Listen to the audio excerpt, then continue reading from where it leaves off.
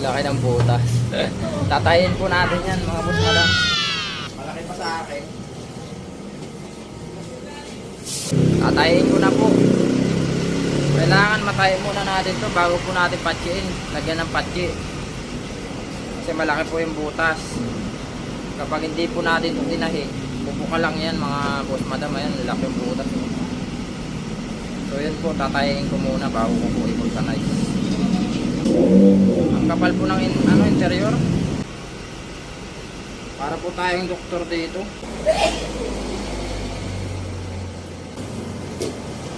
Ito na po yung natay ko. Ayan, natay ko na po. Wow! I-vulcanize ko na po yung natay ko mga boss madam.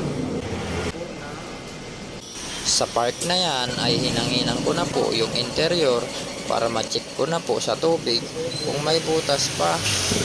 Okay na po mga boss madam. At